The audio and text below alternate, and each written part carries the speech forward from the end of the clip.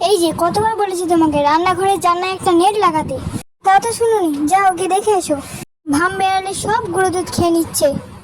মোটেই কথা তো একটা শুনবেই না। ভাম বেড়ালে গুঁড়ো দুধ খাচ্ছে, তুমি আর সকাল সকাল এসে বকর বকর করোনি দিনি। এখন যাও এখান থেকে দেখি। এখন তো বলবে আমি বিরক্ত করছি। যখন ফুরিয়ে যায় তখন বলে কেন এত তাড়াতাড়ি ফুরিয়ে গেল?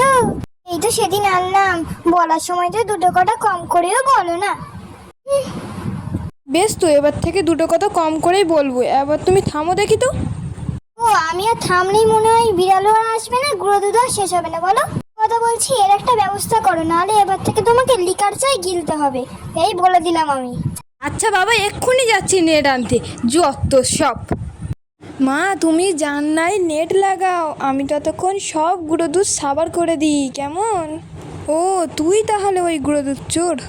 প্লিজ ভাই, তুই মাকে বলিস না, আমি তোকেও দেবো। তুই দিবি তো?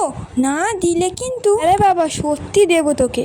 তুই এক কাজ কর, একটা বাটি নিয়ে ওই কোণার ঘরে আয়, কেউ না দেখতে পাই যেন, ঠিক আছে? তাড়াতাড়ি আয়।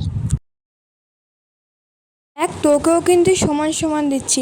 এই 1, এই 2, এই 3, ঠিক আছে?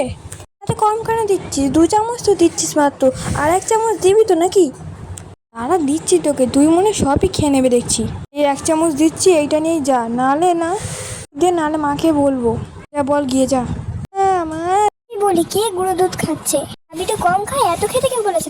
তোকে মেরে রাখবো। ভালো লাগে থাকে চ্যানেলটিকে সাবস্ক্রাইব করুন এবং লাইক করুন এবং শেয়ার একটি কমেন্ট করে যান।